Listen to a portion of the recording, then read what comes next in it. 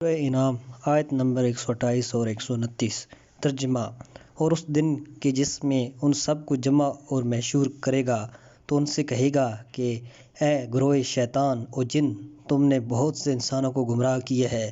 تو انسانوں میں سے ان کے دوست اور پیروکار کہیں گے، اے ہمارے پروردگار، ہم دونوں گمراہ پیشواؤں اور گمراہ پیروکاروں میں سے ہر ایک نے دوسرے سے فائدہ اٹھایا ہے۔ ہم ہوس آلود اور ذو درگزر لذات تک پہنچے اور انہوں نے ہم پر حکومت کی، اور جو اجل تو نے ہمارے لیے مقرر کر دی تھی ہم اس تک پہنچ گئے۔ خدا کہے گا، تمہارے رہنے کی جگہ آگ ہے، تم ہمیشہ کے لیے اسی میں رہو گے، مگر جو کچھ خدا چاہے، تیرا پروردگار حکیم اور دانا ہے۔ اور اس طرح سے ہم بعض ستمگروں کو بعض دوسرے ظالموں کے سپرد کر دیتے ہیں، یہ ان اعمال کی وجہ سے ہے جو وہ انجام دیتے ہیں۔ تفسیر۔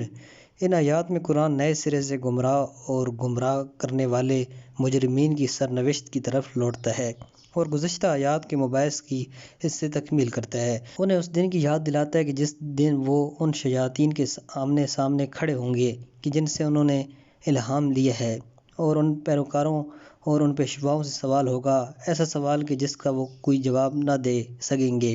اور حسرت اندوہ کے سوا کوئی نتیجہ حاصل نہ کریں گے۔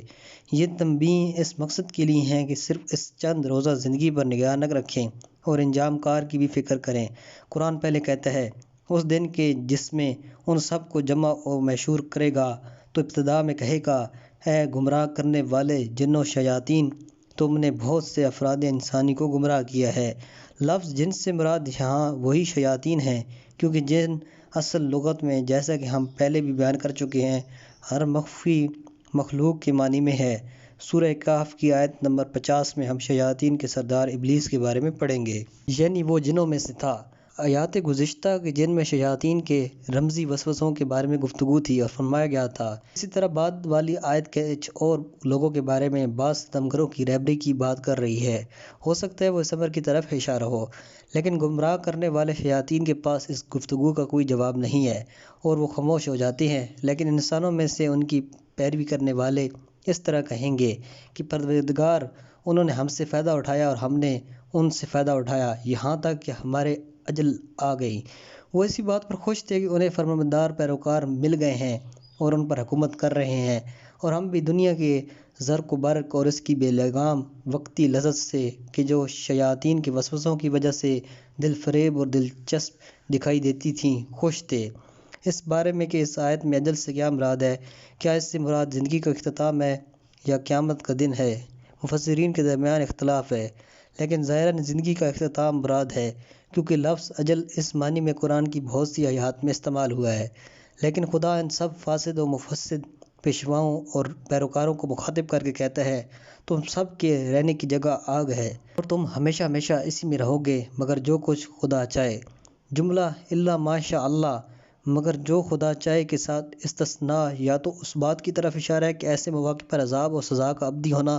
پروردگار عالم سے اس کی قدرت کو سلب نہیں کرتا، بلکہ وہ جب چاہے اسے بدل سکتا ہے، اگرچہ ایک گروہ کے لیے قائم رہنے دیتا ہے، یا ان افراد کی طرف اشارہ ہے کہ جو ابدی عذاب کے مستحق نہیں ہیں، یا وہ عفو الہی کے شامل حال ہونے کی قابلیت رکھتے ہیں کہ جنہیں سزا کے جاویدانی ہونے اور ہمیشگی کی حکم سے مستثنیٰ ہونا چاہیے۔ اور آیت کے آخر میں فرمایا گیا ہے، تیرا پروردگار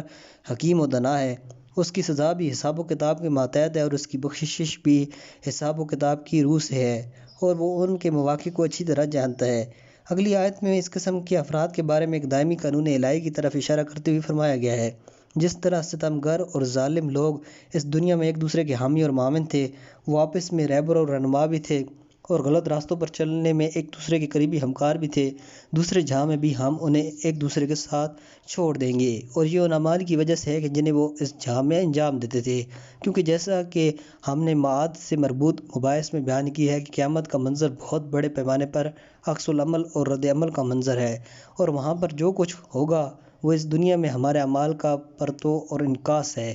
تفسیر علی بن ابراہیم قمی میں بھی امام علیہ السلام سے نقل ہوا ہے کہ آپ علیہ السلام نے فرمایا، قیامت کے دن ہر شخص اپنے اولیاء کے ساتھ ہوگا۔ قابل توجہ بات یہ ہے کہ آیت میں ان تمام گروہوں کا ظالم کے عنوان سے تعارف کرایا گیا ہے، اور اس میں شک نہیں ہے کہ ظلم اپنی وسیع معنی کے لحاظ سے ان سب پر محیط ہے۔ اس سے بڑھ کر کہ اور کیا ظلم ہوگا، کہ انسان اپنے جیسے شیاطین